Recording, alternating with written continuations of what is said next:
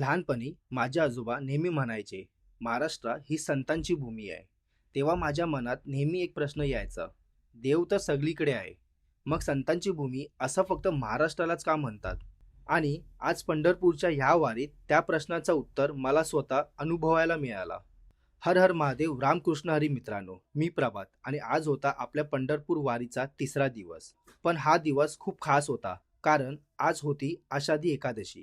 पहाटे बरोबर 4 वाजता आम्ही विठ्ठल रुक्मिणी मातेच्या दर्शनासाठी निघालो.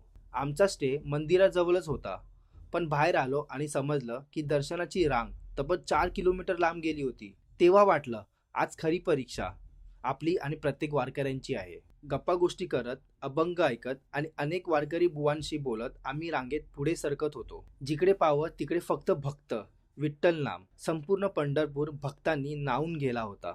एक क्षण असं आलं की वाटलं, आज दर्शन होणार की नाही. पण शेवटी विठुरायाने दर्शन दिलंच. दर्शन करून बाहेर पडलो तर संत तुकाराम महाराजांच्या पालखीचं दर्शन झालं. त्यानंतर आम्ही चंद्रभागा नदीवर शूटसाठी गेलो.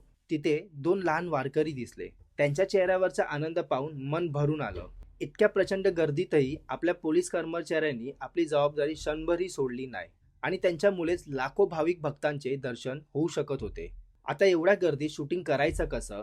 मग मी माझ्या जॉबवरील मित्र वैभवला फोन केला. त्याच्या कुटुंबाचं दुकान मंदिराजवळच होतं.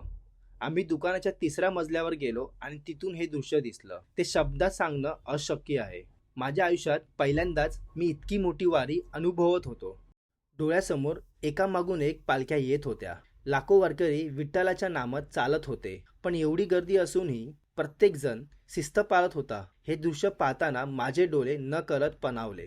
थोडी शूटिंग झाल्यावर अचानक वैभव म्हणाला, उद्या रविवार आहे आणि गर्दी अजून वाढणार. हे ऐकताच मला माझ्या दक्षची आठवण आली. 3 दिवस झाले माझ्या बाईककडे नीट पाहायलाही वेळ मिळाला नाही, कारण ती तब्बल 6 किलोमीटर लांब पाक केली होती.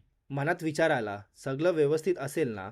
मग बॅग खांद्यावर घेतली आणि परतीचा प्रवास सुरू केला. पण हा परतीचा प्रवास माझ्या आयुष्यात एक असा ट्विस्ट घेऊन येणार होता, ज्याचा मी विचारही केला नव्हता. मी रात्री जेजुरीला कसा पोचलो आणि दुसऱ्या दिवशी सकाळी नेमकी काय घडलं हे जाणून घ्यायचं असेल तर पुढचा भाग नक्की पहा.